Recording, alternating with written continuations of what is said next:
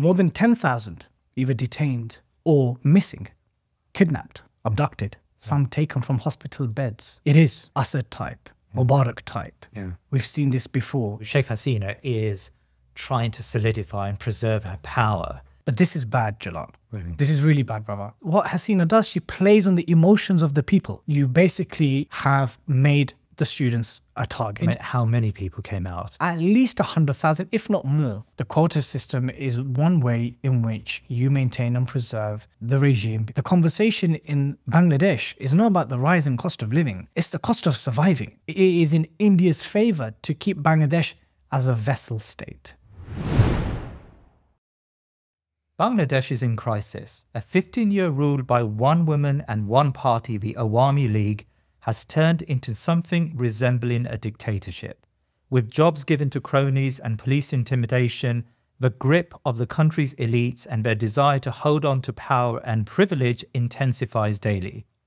This is not typical of the Muslim world, but a friend of mine in the student movement in Bangladesh told me that what he was witnessing was an Assad-style repression over the last week. The crisis began when students nationwide protested against the imposition of quotas for civil service jobs, some of the most stable around.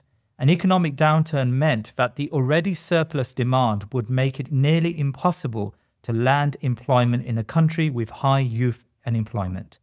This has spiraled into something bigger, and the country's security services have responded with lethal force.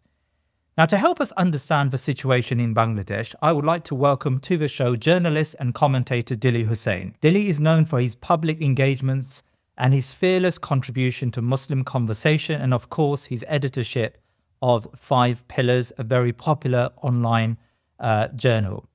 Dilly, assalamu alaikum wa rahmatullah, and welcome to The Thinking Muslim. Wa alaikum assalam wa rahmatullah. The honor is all mine, and thank you for having me, Jalal Bhai. Well, look, it's wonderful to have you with us, Dilly, and I know that the conversation is a pretty serious one. I've been in conversation with a friend of mine in Bangladesh, and the way he describes it is horrific. I mean, he's taken pictures, photos of dead bodies of students, of his colleagues, or his peers that have been mowed down by the security services. So it's a very serious situation, and I think not very many of us know enough about it. I haven't been following it, and that's my challenge, really. So let's just start with the basic facts before we talk about the why. I understand that 8,000 student protesters, or possibly more, are currently incarcerated by the security services, and multiples of hundreds have been killed by lethal fire. Is that your understanding of the events? Bismillah ar-Rahman ar-Rahim, alhamdulillah, wa salatu wa salam ala Sayyidina Muhammad wa ala alihi wa sahbihi wa sallam. The situation on the ground, Jalal, is a dire one. I am at fault myself as someone of Bangladeshi heritage to have got onto this late. And the reason why that is because there was an information void to begin with regards to what's actually happening on the ground, the number of deaths and so forth.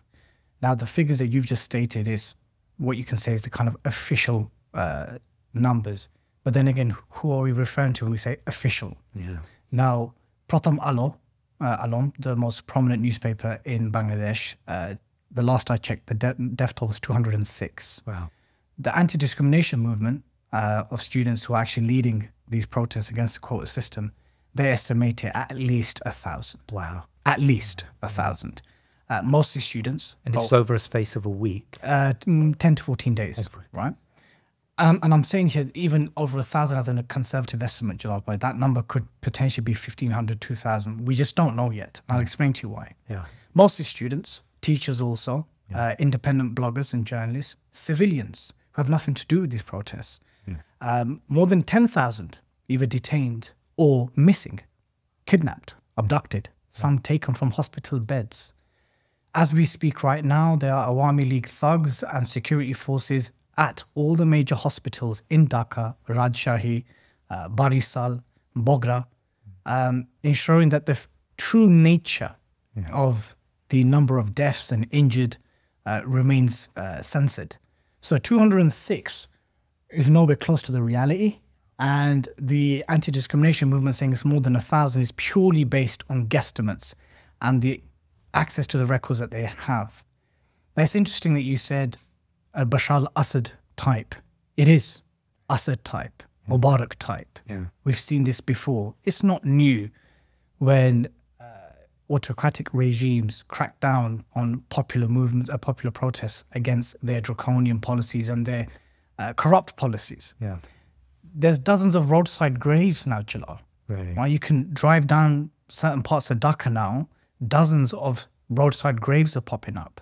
These are students and civilians, unarmed, that were abducted, killed at night, buried before Fajr. Right? Yeah. This is a situation that we're facing. The counter argument of the Hasina government or Hasina regime is that this is being organized, orchestrated by her political opposition, primarily the Bangladesh Nationalist Party and Jamaat-e-Islam. This is not something new, which we've heard this from her and her regime continuously since 2008 and 2009, since she's been in power since then. Yeah. And that's the situation. The situation is that political violence is not new to Bangladesh. It is not new to the Indian subcontinent. Yes.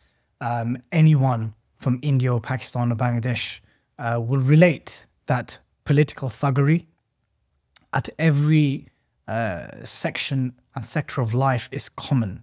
But this is bad, Jalal. Really? This is really bad, brother. Because yes, the protest began against the quota system, which we'll go on to discuss. Yeah. Yeah. But now it's become something bigger than that. Really? Most definitely. Now it went from radical reforms, revocation of the quota system, now people calling upon Hasina to step down. Right. Now, whether that happens willingly is another conversation we can perhaps explore later on in the So conversation. let's talk about the trigger, the reason why these protests began, because it doesn't sound like, I mean, from an outsider's perspective, it doesn't sound like the trigger was a massive issue. But of course, it is a massive issue. And this is the imposition of new quotas on civil service jobs. So my understanding is that the courts passed this 30% rule that the descendants of the 1971 War of Independence would have, in effect, priority for these really plumb important civil service jobs. And in effect, that's what the Awami League members would get the priority. And so why did, and I think it's fair to say, from my reading, what the court says, what Sheikh Hasina and the Awami League say, so there's no difference really between the two. But why? Why did they decide to do that at this moment in time? So allow me to just go over some important chronology. Yeah. The quota system is as old as the People's Republic of Bangladesh. It was introduced to give opportunities in the civil service for discriminated groups or minorities. So that would include 10% for women, 10% for certain districts based on their population, 5% for ethnic and religious minorities, 1% for the disabled. Yeah. But the area of contention is the 30% for the freedom fighters or the relatives and the descendants of the freedom fighters. And let's viewers and listeners, let them get a grasp of this. Yeah. Bangladesh is a nation of 175 million people, the 7th largest in this country, in a country that's the same size as England, where 54 to 56% of all civil service jobs are now going to be going to these groups, these underrepresented or discriminated minorities. This is a huge problem because the disparity between those who are going to further education and employment opportunities, forget about civil service, forget about half decent private sector jobs, just basic office admin type jobs within the public sector is so scarce. The disparity is outrageous. In 2018, from popular protests, the quota system was actually revoked. So after 47 years, pretty much, the quota system was abandoned. It was then reinstated in June by a high court, to go back to that same quota system. And that is what sparked the initial peaceful protests. July the 14th, Jalal Bhai, is when things really hit the fan. Why? Because Prime Minister Sheikh Hasina went on national TV and she said, if the descendants of the freedom fighters don't get these benefits and opportunities, who do you want them to go to? The Razakars? Now, the Razakars are the traitors or the elements who wanted to remain Pakistan. Those who fought alongside the West Pakistan military. They are those who ideologically or for religious reasons do not believe in an independent Bangladesh, right? They are widely seen, at least in many swathes of Bangladeshi society, as sellouts, agents, traitors, rajakkar, right? That angered the students. Because once again, Hasina resorted to the weaponization and the politicization of 1971 to discredit and actually censor these protests. Because most people of Bangladesh, Muslims, irrespective of where they stand politically, have an affinity and a love towards those who fought for the nation. Let's put aside the politics and the history of the event. Sure. The way the nation has been conditioned, we revere and respect those who fought for the country, right? So that was a further insult, because what Hasina does, she plays on the emotions of the people.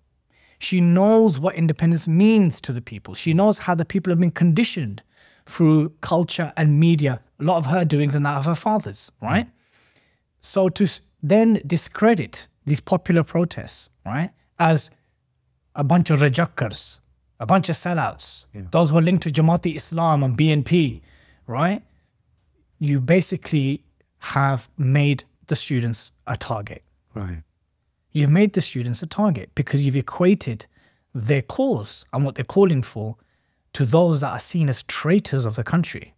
And July the 14th, when she made those comments to the media, that's when dozens of universities, because it started off with Dhaka University and Jahangirnagar University, another 4 universities in Dhaka.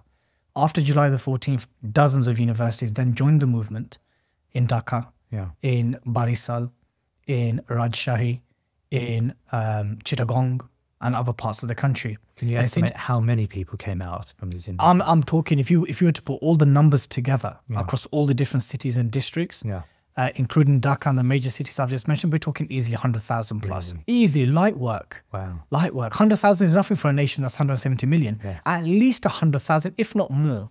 You know, they took to the streets.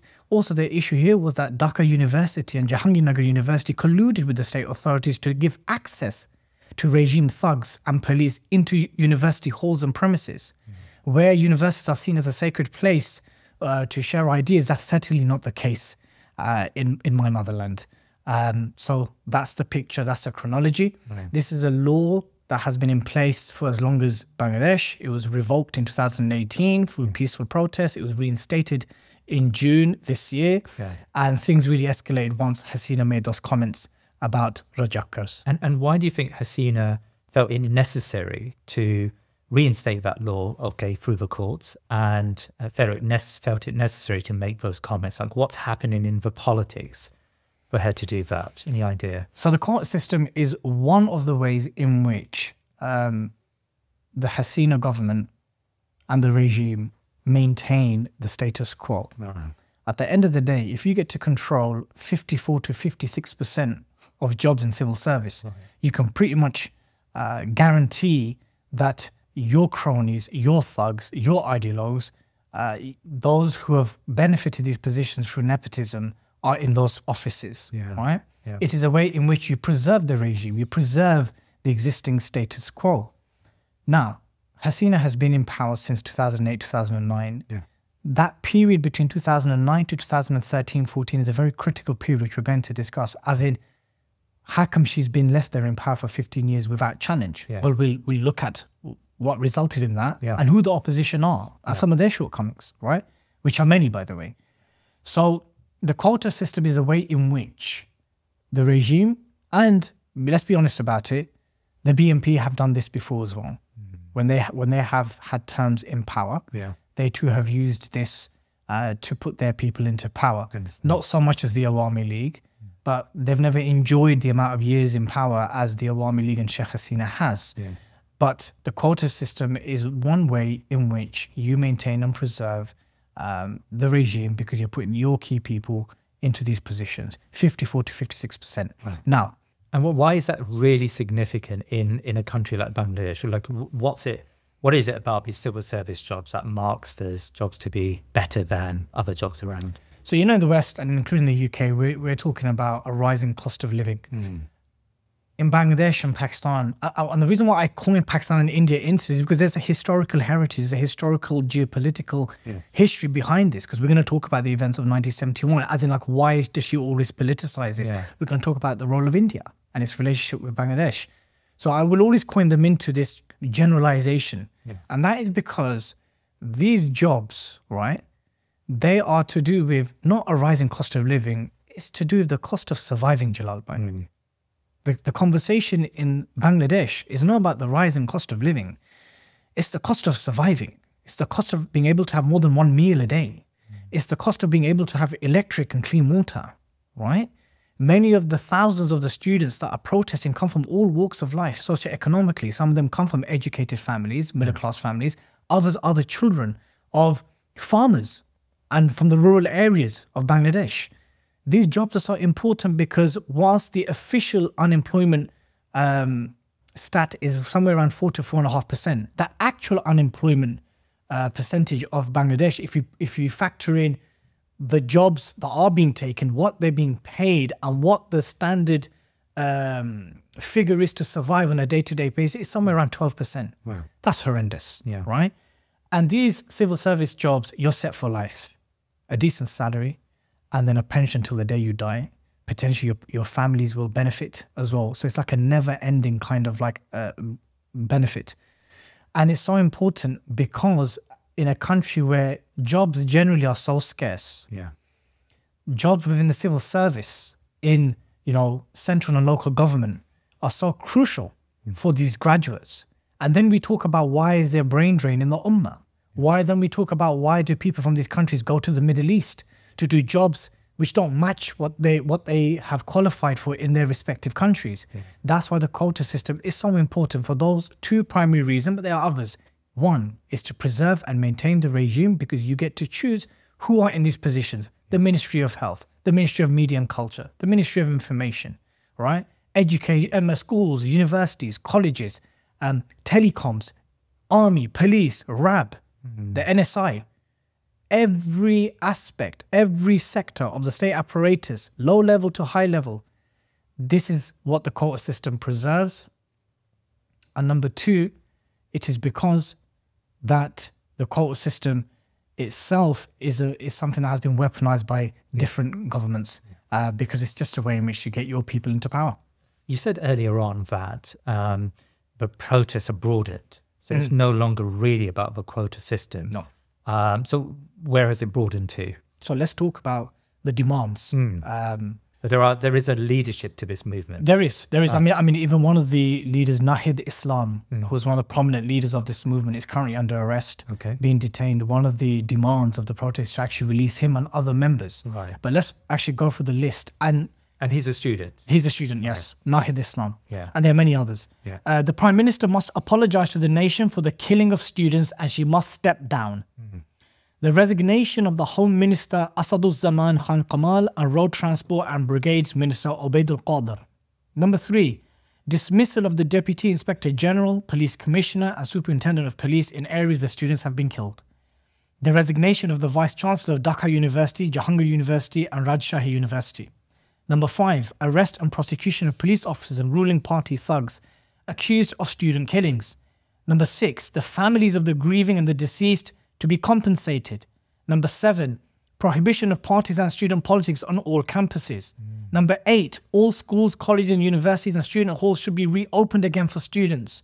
Number 9, guarantee that a student's participation in the protest does not cause any harm to their academic future. These are brave words. These are brave words. Yeah. Now, Paul, our mutual brother and friend, asked me, how much of that do you think is going to actually be delivered? I said, are you asking me what I think or what I hope and pray for? I think none of it will be delivered. Right. I pray and hope that they're all delivered, inshallah.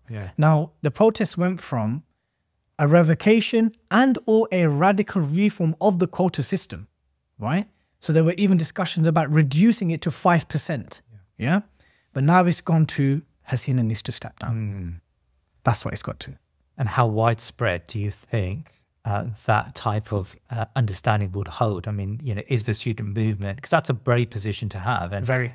We'll come to the repression, but it seems to me that you know, there's one thing arguing that the quota system needs to be reformed, and there's nothing calling for the downing of the Prime Minister and the government. You know, do you think that's going to that line will be maintained by these students? Is there enough bravery and courage, dare I say, out there to maintain that line? I think it would be, it wouldn't be correct to say that things before these protests were hunky-dory, Jalal Bhai. They weren't, right? And many have been asking, is the quota system that crucial that it has led to now protests calling for the downfall of the regime? Yeah. Look, let's be serious. Corruption, cost of surviving, unemployment, poverty. Bangladeshis are generally fed up of Hasina's rule. Yeah. It's been 15 years. Yeah.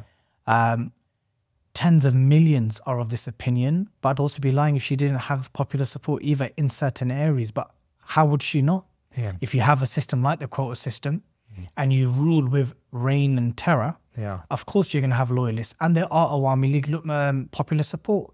Many Bangladeshi Silitis from the UK who will listen to this podcast know they have them within their own families. I have Awami League members in my own family, Jalal Bhai, right? It goes from the inner cities of Dhaka into the tentacles of the rural villages of Sylhet and other parts of the country. Right. Now, I say this because the call for Hasina to step down has been a sentiment that's always existed amongst large swathes of Bangladeshis who are not pro-Hasina, who are not pro-Awami League. Now, of course, her supporters and backers will have a completely different perspective, right? For those who don't know, Sheikh Hasina is the daughter of Sheikh Mujibur Rahman, the founding father of the Republic. When she speaks and she makes accusations or weaponized in 1971, she does so knowing that that is her status and that's how she is perceived. So the downfall of Hasina to come down, is it likely? Highly unlikely. But that's also the reason why the crackdown has been so brutal. Whenever the calls of protest have been for her to step down, that is when she turns it up a notch. And to the extent where now every single apparatus, armed apparatus and bodies within the Bangladeshi government are involved in the killing of protesters. We're talking about Rapid Action Battalion forces. We're talking about the equivalent of the FBI and MI5 of Bangladesh, the NSI. We're talking about police. We're talking about army. We're talking about brigadiers. Look at the extent in which she is so concerned about preserving her kursi, right? So is the call for Hasina to step down a popular one? Absolutely. Absolutely. That's what the whole cementing of her power between 2009, 2013 and 14 was about. You know, the elimination and the hanging of Jamaati leaders and BNP leaders, the lifetime imprisonment that was handed down to Dilly Hussain Saidi and others, the very popular Jamaat Islam orator and preacher. You know, the fact that in 2014, even though I think this was a mistake, Bangladesh Nationalist Party boycotted the elections. The deregulation of Jamaat Islam to take part in the national elections because they put God over democratic elections. This was one of the reasons that was cited. So 2009 to 2013 was a critical period where she cemented this power. The call for Hasina to step down and for the country to have a new government, right, is a popular one. But I'd be wrong to say that she herself does not have elements of support that also number many. I mean, can you speak to this overwhelming force then that's been employed by the Hasina government? And talk about what, I mean, maybe I'm pronouncing it wrong, but Chatra League, and this is a student group of the Awami League, and how, almost like a paramilitary group, and how they've been quite instrumental in mowing down some of these student protesters. So Chatra League is the student wing of Awami League. Chatra Dal is the student wing of the Bangladesh Nationalist Party. The opposition. And Chatra Shibir is the student wing of Jamaati Islam. Okay. These are the three main big players in Bangladeshi politics. In the last 15 years, not so much. Why is student wings so integral to the preservation of the status quo and the regime? It's because they control schools, they control colleges, they control universities. They preserve the regime by censoring dissent, whether their activism is Islamic or secular. With intimidation and violence, they prevent opposition groups from organizing at university campuses and colleges. They mobilize armed thugs. They bully and intimidate teachers and professors. they are also involved in actual crime, whether it be extortion and racketeering and ransom and kidnappings and, you know, stolen goods and weapons. Political parties in the Indian subcontinent, Jalal Bhai, are the mafia. In Bangladesh, the student wings and especially Chhatra League are like the shabiha of Hasina, right? Now, why is that so important? It's because when you're dealing with a population that's so large, you need to have a grip on colleges, universities, schools especially, but also other public sectors.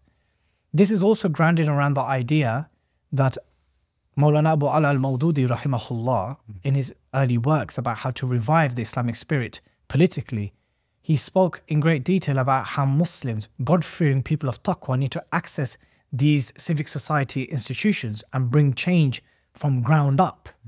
So taking that same thinking, Awami League knows how important schools, universities and colleges are for two reasons: for indoctrination, for recruitment, number three, but also to censor any type of mobilization or organization against the regime. Right. I've just explained to you, those things don't sound like that activities of student wings, do they? Racketeering, extortion, kidnappings, sexual assaults, battery, murder. They're involved in all of that. Now, supporters of Hasina will say, oh, well, Chhatra Dal does the same, and Chhatra Shibir, you know, cuts the heels of their victims, and, you know, they do kidnapping, they do the same things. I'm sure they do. I'm not disputing that. But we've not had that for 15 years. We're talking about a situation in the last 15 years. And Chhatra League thugs and goons, they can be students. They could be they could be members of university sports teams. They could be the local guy who owns the tea shop in the bazaar. He could be in the halls. They are planted and they are present everywhere. And they are spies, they are thugs, they are criminals. Some of them are educated. Some of them, believe it or not, could even be religious. They come in all stripes and colors, and they rule with a reign of terror, fear and intimidation. And again, it is one of the ways in which whichever party is, keeps control in that campus, that area. It's not uncommon to hear when you go to Bangladesh, so who runs this university? Who runs this college? And they'll tell you the top boys are Shibir, the top boys are Chhatra League, the top boys are... These days, it's mainly Chhatra League, right? Pre-2009, pre-2008, before the military rule and all that stuff, there used to be equal playing fields in certain areas and districts. This is a Jamaat uni. Yeah. So for example, Jamaat Islam is very popular in Chittagong, right? The BNP is very popular in Bogra, right? So naturally, there will be loyalists and supporters in there. But for the last 15 years, Chhatra League have ruled and dominated these campuses with impunity, committing crimes on a daily basis, which actually got underreported and actually not discussed as often. And that's why political violence and thuggery, especially in educational institutions, is so important, again, for the preservation of the regime. Because ultimately, Jalbal, we're talking about we're not just talking about Hasina here. We're talking about from the breadth of the Muslim world, from Morocco to Indonesia, as north as the Caucasus to as south as Tanzania. What do regimes do to preserve the status quo, to preserve their kursi? And one of the ways in which it happens in the Indian subcontinent and mainly in Bangladesh is through quota system, student wing violence, amongst other ways in which they do it. Right, that's really, really, I think, interesting. So Sheikh Hasina is trying to solidify and preserve her power. I mean, is there now an opposition in Bangladesh? I mean, you know, you talk about the BNP and you talk about Jamaat. Do they really provide a viable opposition anymore? Has she succeeded over the last 15, 16 years to just expunge, you know, these political forces from society? This is no longer about her solidifying, it's about preserving. The period of solidification was between 2008, 2009 to 2014. Oh, really? So 2014 was the general election in which, the first general election in which Jamaat Islam was not allowed to participate in as Jamaat Islam. Yes. They were legally deregulated, or they basically had to just disband. Really? Yeah, they weren't allowed. Okay. Even now in local district and union elections, Jamaati guys have to stand up as independents, right? The period of solidification was 2009, 2014. So let's just go over some of these events. These are just a handful of events, right? 2013, Hifazat Islam, which is the largest apolitical Deobandi group, made mainly of ulama, imams, Hufaz al-Quran, Tulab al-Ilm. They protested in Shapla Square against caricatures of the Prophet ﷺ, and they wanted to introduce within the constitution what Westerners would describe as a blasphemy law, but they wanted to basically outlaw any gratuitous insults against the Prophet ﷺ, which is what atheist, Hindu and secular bloggers and journalists were doing under the patronage of the Awami League. Right. This, in 2013, at night, hundreds were massacred. Really? Hundreds. We're talking about young Tulab, Jalal Bhai, 13, 14, 15-year-old And kids. it was this peaceful protest? It was a peaceful sit-in. Yeah. Peaceful sit-in, electric was cut, internet was cut, and they were massacred in the night. Now, the official number's 50 or 60, but again, we're talking hundreds here, right? 2013, 2015, we haven't discussed this. She even set up her own kangaroo court, the International Crimes Tribunal. This was a court that she set up, right? Or the Bangladeshi authorities set up. And ultimately, it was just there to eliminate and literally kill popular political opposition. Imagine that. And by the way, the UN did not recognize this International Crimes Tribunal. They wanted external monitors to come in. Not that we're saying the UN is any standard to go by, but let's just, if we're going to talk about the language of international community and international validity, they did not allow external monitors to come and look at the due process, the legal process, how cases are measured, what evidence has been produced and so forth. So the International Crimes Tribunal eliminated the following leaders. Dilly Hussain Saidi was given a lifetime imprisonment, perhaps one of the most popular speakers who has cross-society support. He was given a lifetime prison sentence. He died in 2023. Abdul Qadir Mullah, senior Jamaati leader, hanged in 2013. In August 2013, Jamaat was banned from participating in general election. 2014, the BNP boycotted the general election. I think this was a mistake. 2015, Salahuddin Qadir Chowdhury, a senior BNP leader and figurehead, and Ali Ahsan Mujahid were hung. We're talking about a dictator who literally set up her own court to now judge on who is guilty of what happened in 1971. And look at the period in which she weaponized the ICT. She did it between 2009 to 2014, with the final executions around 2015. This was Hasina telling the people of Bangladesh one message and one message alone. You get on the wrong side of me and this government, you could be tried at this court. Or you could be tried at any court of my choice in this land. And the period of solidification, which she has done so successfully, I would say, was between 2008 and 2014, because 2014 elections where Jamaat was not allowed to participate and the BNP boycotted it, there was no opposition. Now, who are the opposition? Bangladesh Nationalist Party. Now, are these guys angels? Are these guys good? No. No, because just because they oppose Awami League and Sheikh Hasina does not mean that they are the viable opposition. It can be argued that they are the only opposition. And whenever they have come to power or enjoyed some years in power, it has been done through coalitions with the assistance of Jamaati Islam. Jalal Bhai, there's been times in Bangladeshi history where Jamaati Islam had to make alliances with Awami League. You know? And this is just the nature of secular politics, right?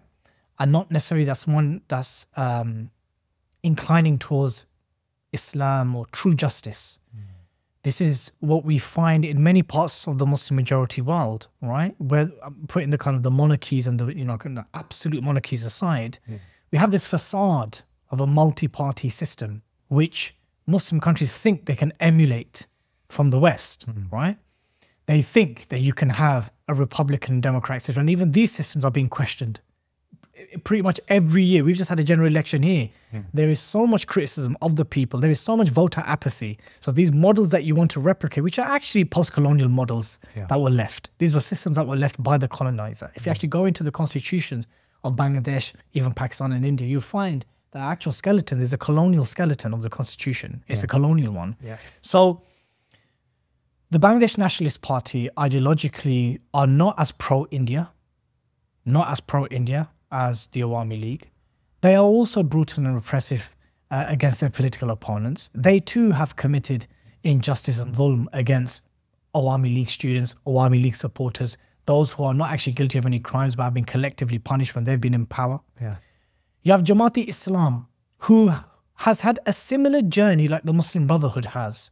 I'm talking in very broad general terms here because I know time is of the essence. It's become less ideological. Yes, less ideological, very pragmatic, excessively pragmatic, at times naively and delusionally pragmatic, right? Common. Yeah. But Jamaat-e-Islam in Bangladesh is stronger than Jamaat-e-Islam in Pakistan, is stronger than Jamaat-e-Islam in India or occupied Kashmir. Jamaat-e-Islam in Bangladesh is the strongest of the wings within the Indian subcontinent because they had popular support. This was the party that introduced free healthcare in certain areas where they had heavy influence, introduced Sharia banking, Islamic education. They've done a lot for civil society and have always done very well organized. People that in the early years were trusted, were seen as people, okay, 1971 happened, you guys were wrong, as in like they're critics, but they have done good for society. But as years went by, wanting to seek a position on the table of power has meant major compromises, right? Which has, invited criticisms from even other conservative Islamic groups. We've seen this with Erdogan in Turkey when he had to ally with right-wing nationalists, right?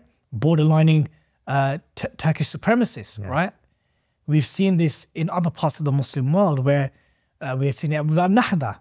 Al-Nahda, when they thought, they were going to win democratically, but we saw what happened, right?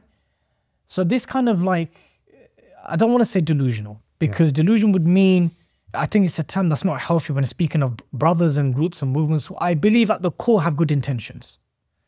But naive would be more accurate. And so what Bangladeshis have seen from Jamaat-e-Islam, who are the depiction of Islam in politics, whether we want to admit it or not, when people think of Islamic politics, they think of Ikhwan al-Muslimin in the Arab world, or they think of Jamaat-e-Islam in the Indian subcontinent.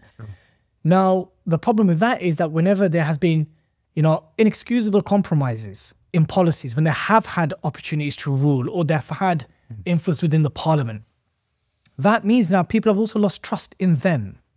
I don't believe that the Bangladeshi Jamaat can be compared to the Pakistani Jamaat because Bangladeshi Jamaat still has a lot of popular support. The Bangladesh Nationalist Party has popular support.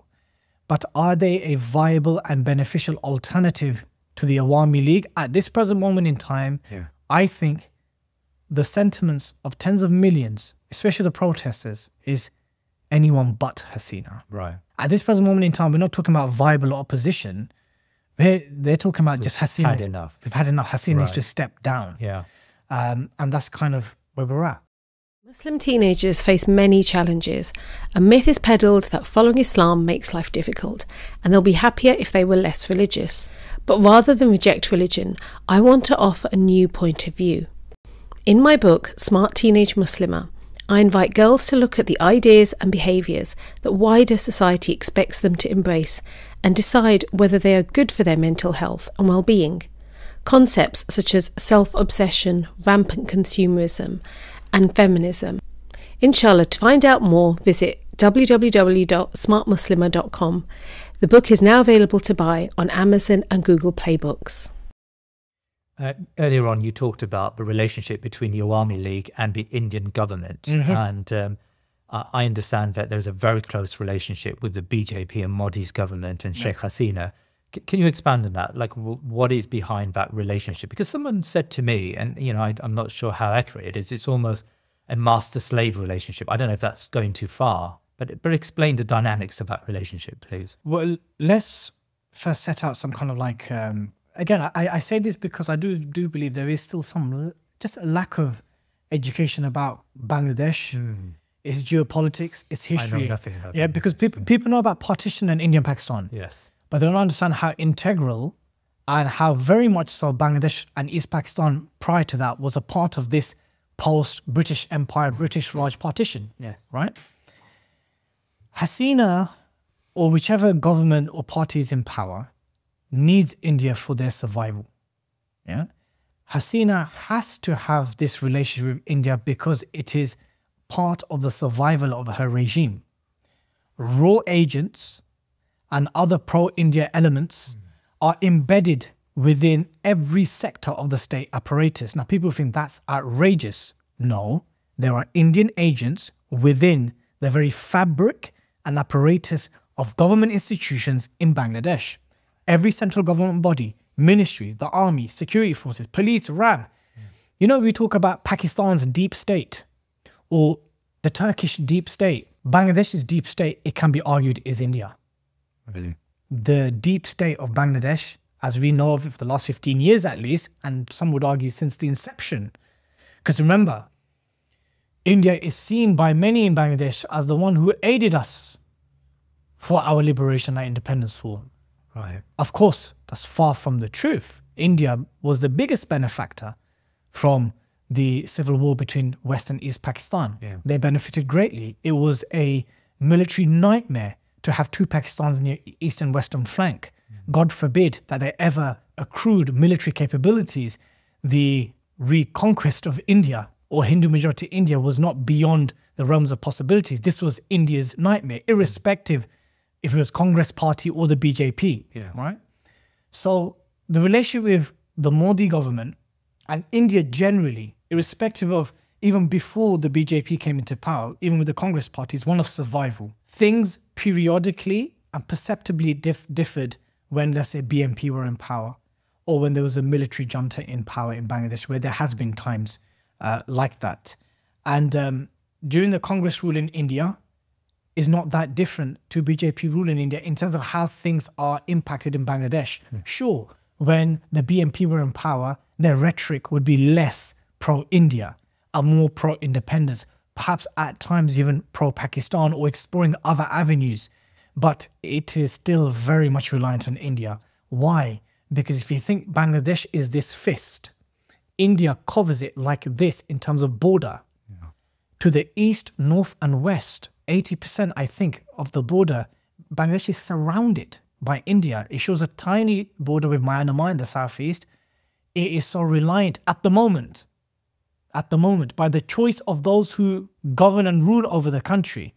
It is heavily reliant, the economy is, imports and exports with India. India needs Bangladesh to never ever be Islamic, to never ever explore anything beyond Indian dependency. And I say this because we now have to look at China in this equation. India needs a Bangladesh that is close, that will not be tempted by the financial slavery of China, which many Muslim countries have fallen to. It is in India's favor to keep Bangladesh as a vassal state.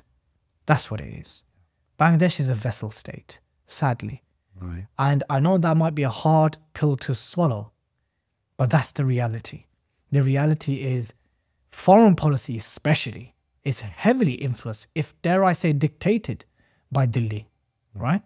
But at a minimal, at the bare minimum, the dependency in which successive Bangladeshi governments have relied on India has basically made it perhaps not a slave and master relationship, but certainly a vassal relationship, whereby we're here now in a situation where if India was to cut off certain trade deals or certain trade routes, or if they decided to release the water from the dam and flood Bangladesh at will, which they have done historically, they can.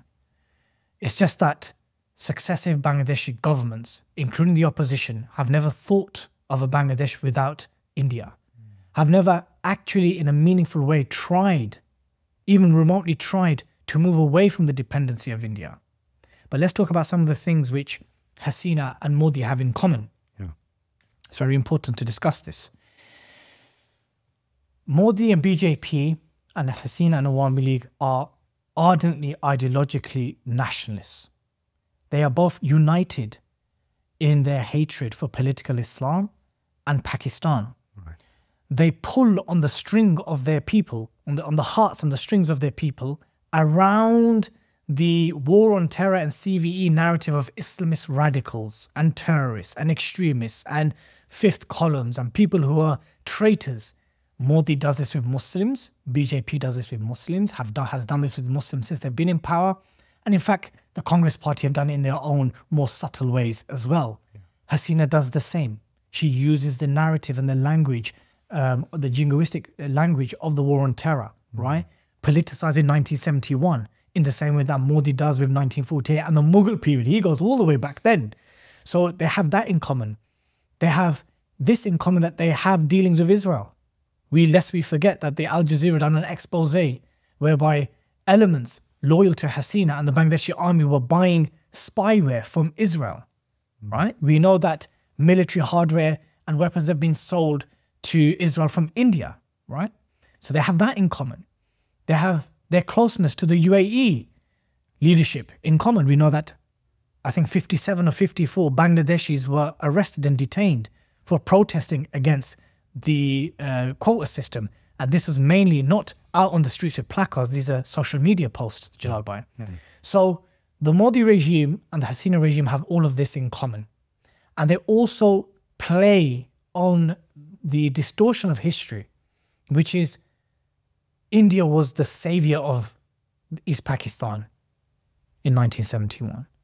And that Bangladeshis and Bangladesh need India as the older brother, as the Barabai, to look after our affairs. We rely on them. So in fact, as Bangladesh, what Hasina and her supporters will present to the people is, how can you think of a future without India? Yeah. It's not even possible. It's not possible. There's even this, narrative that we will forever be indebted to India because of their help in 1971. Yeah. So slave master, vessel overlord, whatever language makes you happy. What you need to know is Bangladesh is not independent in its fiscal policies, in its domestic policies, in its foreign policies, and that elements that are actually Indian or pro-India are embedded within the very structures of the Bangladeshi state. Dilly, I've spoken to a number of people prior to this program, asking them for advice, maybe even looking for guests for this program from different angles. And there is a general fear, even here in Britain, to talk against the Hasina regime. Now, of course, you don't seem to have that, but what's behind that fear? And actually, as I'm on the subject of the UK, we have got a MP here in the UK. In Britain, we have an MP, Tulip Siddiq, yes, who's the niece of Sheikh Hasina. Yep. So just talk to that. Like, what is the relationship between Tulip Siddiq and the Bangladeshi government? And also there's just general fear I witness where people are willing to have private conversations, but they're not ready to put their neck on the line. But what's going on there? There's three things you asked. Let's get Tulip Siddiq out of the way first. Tulip Siddiq is the maternal niece of Sheikh Hasina, Sheikh Hasina's sister's daughter, a Zionist, pro-Israel, has never really spoken out for the people of her motherland and her heritage. She's had years of opportunities to speak on behalf of Bangladeshis and to advocate for them, and the continuous ongoing repression and human rights abuses done under not only her aunt, but also the governments that ruled and governed before that, so BNP and Jamaat. Yeah. Tulip Siddiq has generally taken a kind of silent approach to domestic Bangladeshi issues and how she advocates for it here. Yeah. I mean, just look at the optics of it, Jalal Bhai. This is her actual niece, who's now part of the ruling government in the UK. Yeah. There's absolutely no way, if Tulip had an ounce of sincerity in her, an ounce of care for her, whether she sees them as countrymen or people of their motherland, she would have spoken out by now. She does so, she remains silent purposely, by choice, because her silence is also a way in which soft power and soft diplomacy is utilized. Now, are there any official links between Tulip Siddiq and the Awami League? No, but it is a known thing that senior Awami League activists and members, move very closely around her. During the 2017 elections, the 2019 elections, Awami League members from East London went and helped Tulip Siddiq. At least this is something that's widely discussed on the grassroots level. Tulip Siddiq's links and lines of communication with her aunt are open, very direct. She has the support of Awami League members, supporters, ideologues in the UK. Are there any formal links or financial links? That's something that is yet to be proven. But the affiliation and the association is there. She supports her aunt. She supports, you know, whatever's happening by choice of her silence. Yeah. Because if we're going to say that, look, what's happening in Bangladesh, not just with these recent protests, but generally what's happened in the country since 2008 and 2009, she had all these opportunities to at least pretend some kind of neutrality or impartiality, but she has just remained silent. We remember of the very famous incident some years ago when a Channel 4 presenter asked Tulip Siddiq, here you are protesting for a British teacher being held in a jail in Iran. What about these British Bangladeshis that are being imprisoned in Bangladesh under the regime of your aunt? She literally threatened the Channel 4 presenter. She was pregnant at the time. She literally had to apologize for that. So that's the kind of person we're talking about.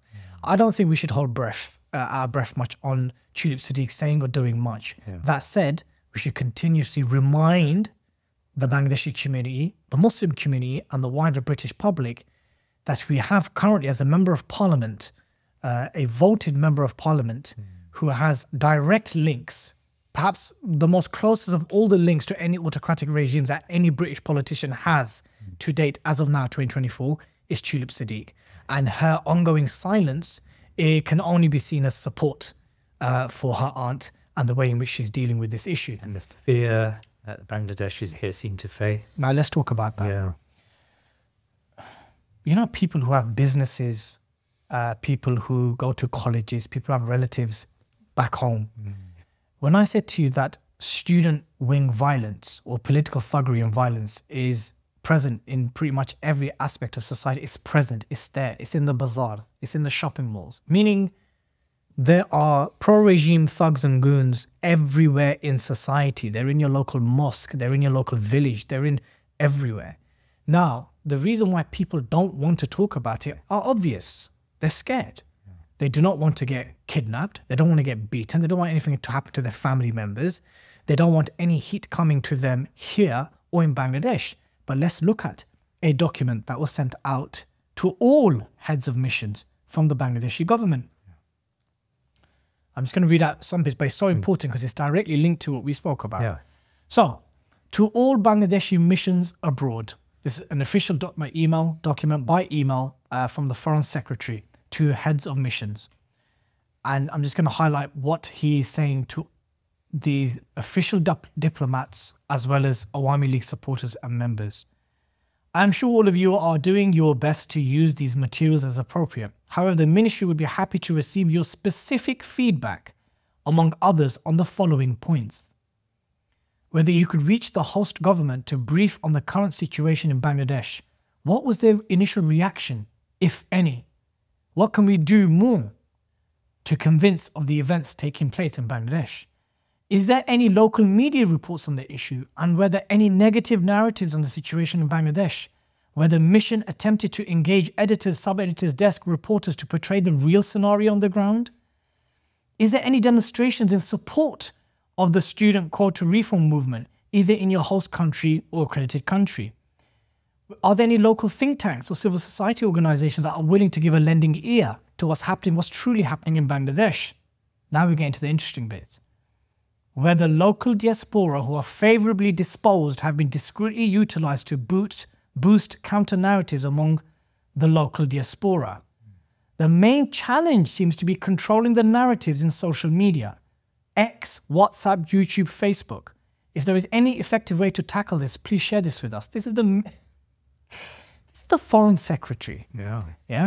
Of the 7th largest country in the world, the 4th largest Muslim country in the world, sending this email out to all its diplomats in embassies and constituencies that, look guys, if there's any way in which we can kind of fake support for the regime, if there's any way in which we can target those who are speaking out, and if there's any way in which we can further censor the diaspora on these platforms. Lastly, the mission may have specific suggestions which could be useful in the coming days to face. This has gone out, if you can see. It's an official document that's gone out to all the heads of missions. This is not normal. Yeah. This is literally textbook dictatorial types of comms, right? Because not only are you talking about trying to win over the PR for your situation, you're now literally talking about how to target diaspora communities. Again, this is not new. China does this with the Uyghurs who speak out. Gaddafi and Bashar al-Assad and Saddam have done this in the past to British citizens and diaspora communities here. So there's nothing different or new that Hasina is doing, but this only further proves where she's at in terms of popular support and how much scared she is. How scared she is of the popular protests that have now gone from the quota system to now having to step down. So given that these are the type of emails that are being sent out by the head of state, the foreign secretary, you can now imagine the tentacles of influence of the regime in the United Kingdom, in Canada, in the United States, in Italy, in countries where there are large Bangladeshi diaspora communities. I think there was a brother online, he's a human rights activist, Sultan Muhammad Zakaria.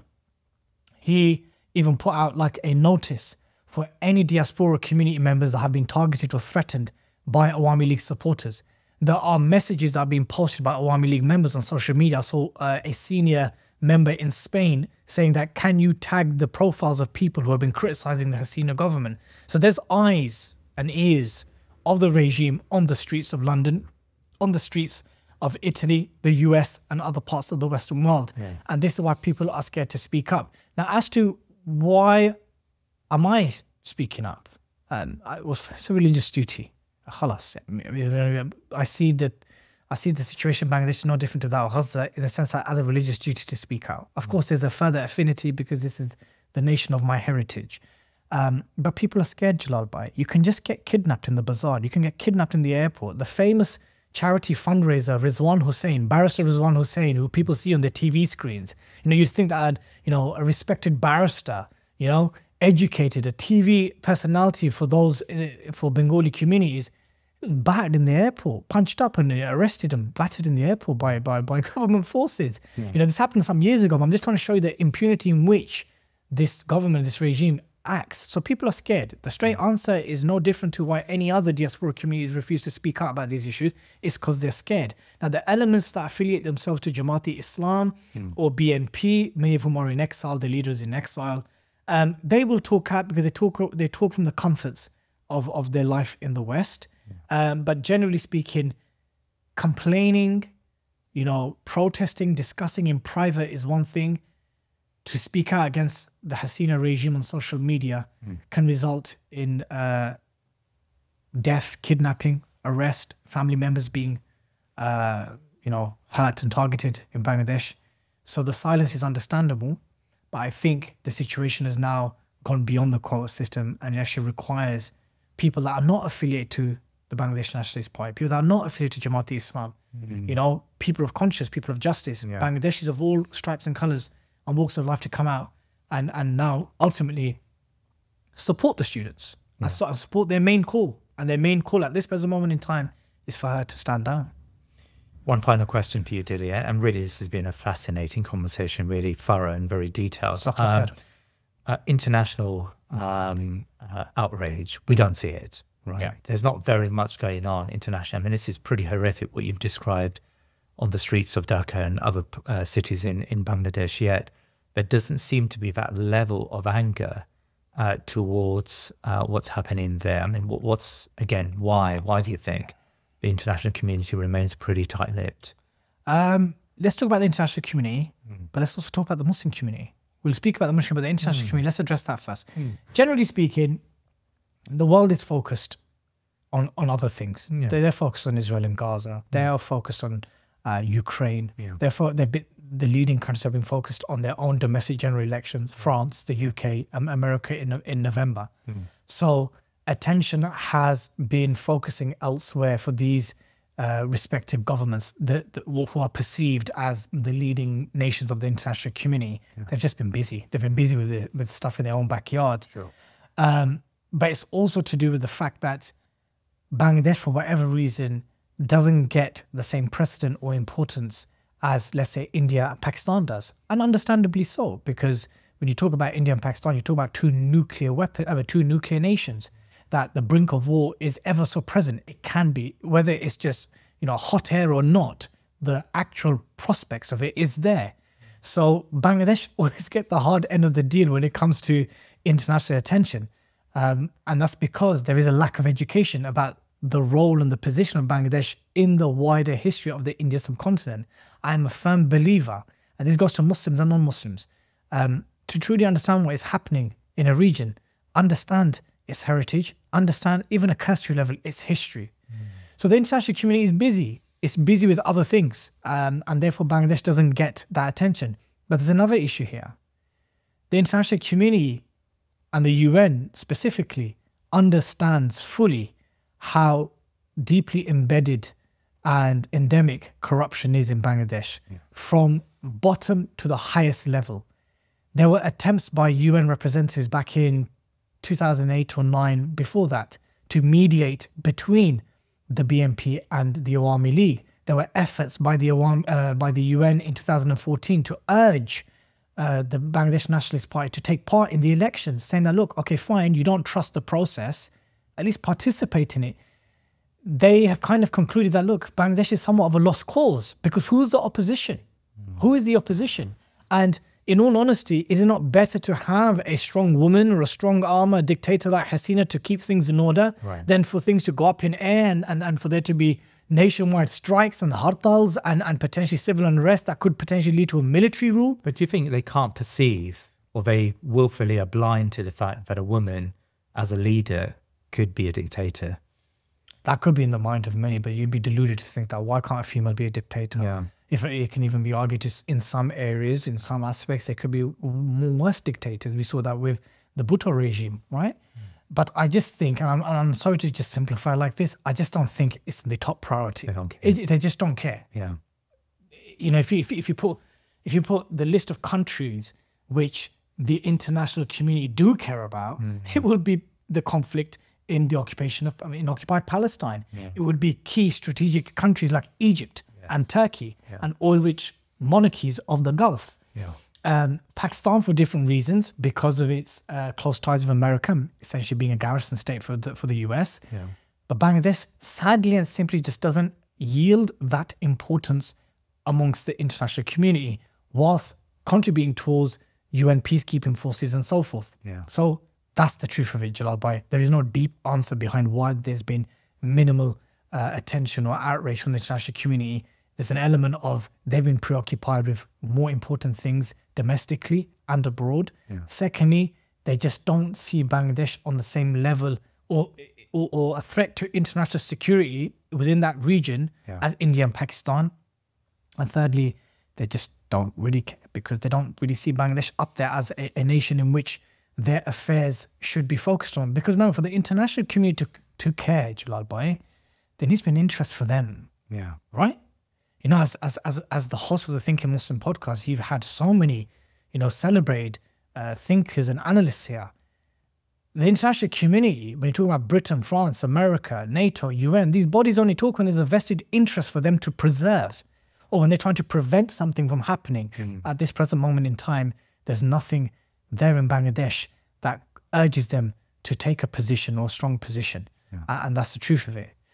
They should care, because they're talking about the 7th largest country in the world. They should care because many Western economies rely on Bangladesh for rice, for clothes, for labor. So you should care. As for the Muslims are focused on Gaza. Do you know the beautiful thing about the student protests in Bangladesh, Jalal Bhai, is that they know we're focused on Gaza. They know we're focused on Gaza. The many emails and messages I've received, it has nearly started with, I look at this, so many started with, Brother Dilly, Assalamu alaikum, I know the Ummah's focused on Gaza. I've had so many of these messages, but please, Bhai, talk about us. Please, Bhai, share this. Please, Bhai, can you urge this person to share this? Just retweet us. Just do something. We know everyone's focused on Gaza. We're not likening our oppression to theirs in terms of the barbarity, right? But it's bad here. Yeah. And never have we called upon our brothers and sisters beyond Bangladesh to be our eyes and ears. You know, the cutting of internet for 6 days. We know when regimes do that, what that means. They're trying to prevent information from going out to the world. You know that a massacre is about to go down, if not already has started. This is textbook, autocratic, dictatorial, regimes do this, right?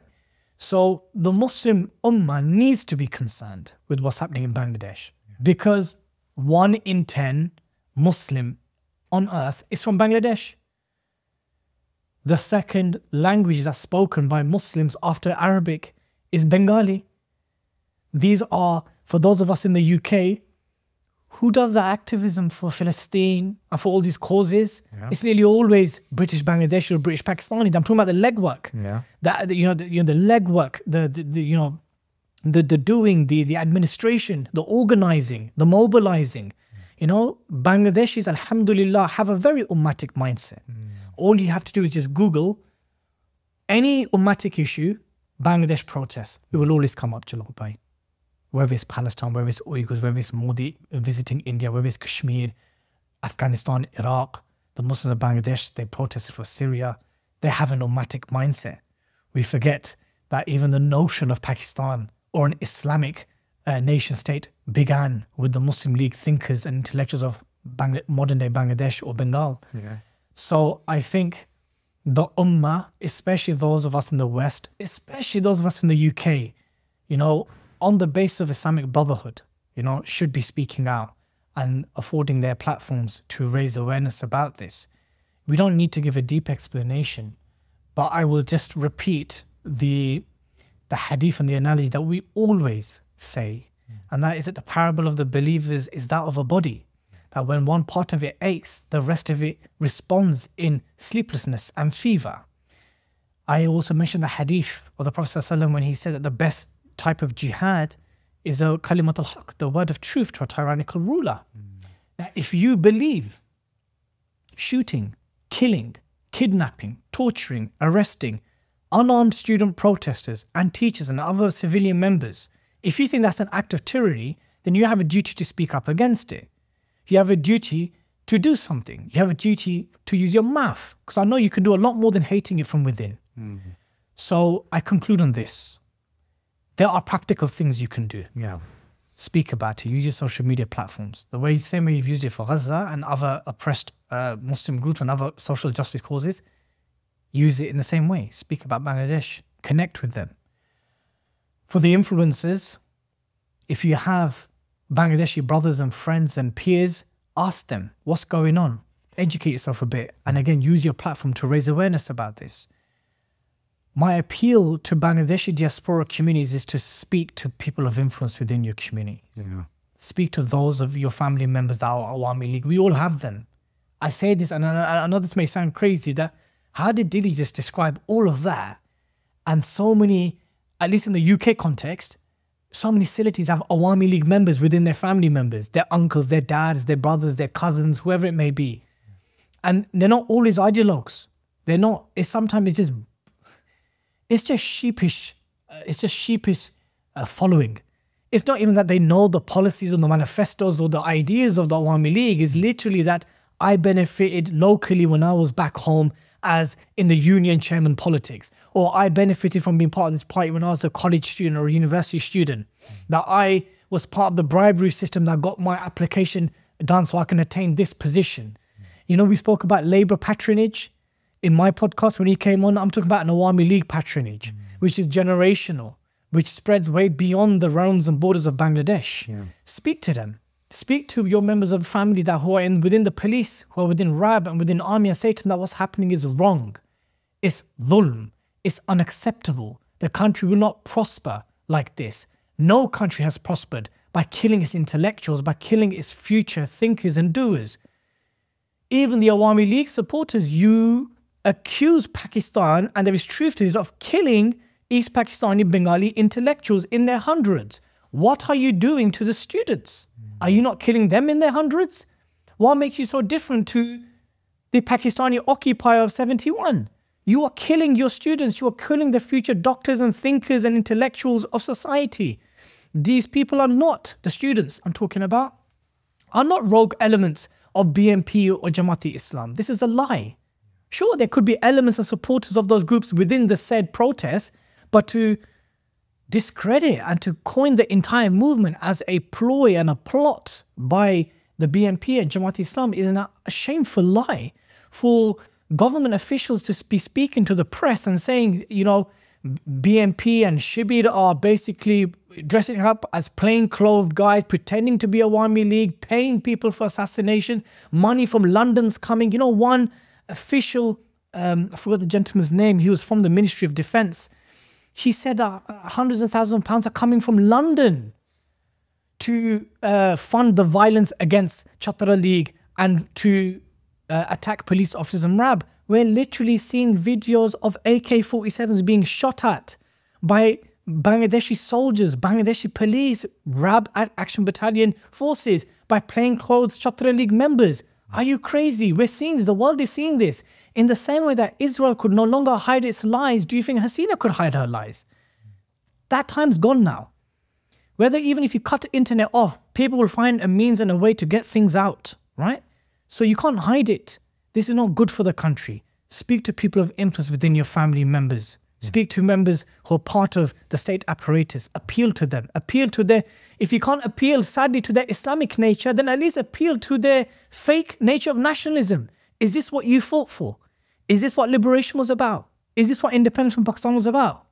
So to go from one occupation to another occupation, right? Is this what it is about? It isn't. It isn't. Bangladesh is a Muslim nation. It is proud of its Islam. It is a country that fought for freedom and justice. It never abandoned its Islamic identity. It never abandoned its Islam. But the sad reality is that for the best part of 50 years, it's been ruled by criminals and thugs and political mafia bosses. That's what's happened. And there's been an interchanging of power between mainly the Awami League, BNP, and military juntas. This needs to change. This needs to change. And quite frankly, shooting protesters is not going to bring about that change. And all that's going to happen is that you are merely extending the noose in which the eventual hanging of... figurative. Before people start saying them calling for the hanging of Hasina. Well, I'm sure many would actually agree with that on the ground with the death and destruction that we've seen. But you can't hide the fact that we're seeing police officers and, you know, state officials shooting guns. You know, there was even one video where a journalist told a police officer, can you shoot the gun again so I can capture it? Yeah. Wallahi, this is the state in which we've reached to now, where journalists, pro-regime journalists are saying to officers, run that again so we can just capture it. They're treating this as a Bollywood scene. Yeah. But there's over 1,000 dead. Tens of thousands injured and in prison. Political violence is the norm, but when we're having people reach out to us saying, no, this is something different. Yeah. You know, they won't lightly liken it to what Assad did. They won't lightly liken it to previous massacres, right? They are. That's because the situation is dire. Now, for those of you who are now saying, oh, but what about petitions and what about writing to your MPs? Do all of that. Do I believe that it would bring any kind of meaningful change? No. But do I believe that you should do it so you can stand in front of Allah Azza wa Jal on Yawm al-Qiyamah and say, Ya Allah, I couldn't do this. I couldn't speak to an influential. I didn't have that tentacle of influence or reach or access, but I signed this petition. There's a change.org petition calling for the UN to disengage Bangladesh from its UN peacekeeping forces. Now, people will be wondering, why would you do that? Because Bangladesh and Hasina takes that very proudly. The fact that Bangladesh sends UN peacekeeping forces as part of that, you know, she sees that as a great pride. So people are now calling upon the same Bangladeshi army that's been given orders to shoot out unarmed protesters is not fit to be keeping peace anywhere else if they're failing to keep peace in their own country. Yeah. You can write to your MP, but I've already explained to you, tough flack with writing to Tulip Siddiq. But you got Rupa Haq, you got Rushanara Ali, you got Afsana Begum. These are MPs that should be speaking out, you know, because this is also the country of their heritage. Every Muslim MP should be speaking out. The 5 independent MPs should be speaking out. You should write to them. You should ask them to raise this issue in Commons. But what will truly bring change to Bangladesh, Jalal Bhai? Well, that's the question we have and ask often on camera. It's what our respective projects are dedicated to. What will true change come, not just in Bangladesh, but that region and the Muslim world as a whole? Will it come from alternating opposition parties that are guilty of some of the things that we accuse Hasina of today. I don't believe it is. Allah knows. But we have to do whatever's within our means to speak out for our brothers and sisters and to try bring about a nomadic change. And Bangladesh is very much part of that conversation. If you accept the figure that there's 1.8 billion Muslims, well, guess what? 50% of them are in India, Pakistan, Bangladesh. Add another 10% to Indonesia. The vast majority of the ummah are in that part of the world, right? So we should care. We should care about Bangladesh as much as we care about Kashmir, as much as we care about the Uyghurs, as much as we care about Palestine. We don't have to keep saying that. I don't like doing oppression Olympics, right? Yeah. I don't have to. We shouldn't have to convince the ummah, at least those who are at least religiously aware and astute, why you should speak for this. We're not saying that you will feel the same, because we all have. As someone who's of Gujarati heritage, the Gujarat massacre will have a different thing in your heart to, let's say, Kashmir would to a Pakistani, or the Rohingya issue would do to a Bangladeshi. We accept that, or the Palestinian issue would do for an Arab. Yeah. But we shouldn't have to continuously convince people that the life and honor and izzah of the Muslim is the same. And on that premise and basis, we have a duty to speak out and do everything that we can, inshallah, to speak about Bangladesh, just as we would with Palestine and all other oppressed Muslims and people around the world. Brother Dilly Hussain, it's been a fascinating and thorough interview. Jazakallah khair. Thank you very much for your time. Barakallah feek for having me on. The honor was all mine. And I'm sure brothers and sisters in Bangladesh and beyond who will view this podcast will make dua for you and would be very much appreciated that you've had this engagement, this conversation. Ameen, yeah. Please remember to subscribe to our social media and YouTube channels and head over to our website thinkingmuslim.com to sign up to my weekly newsletter. Jazakallah khair.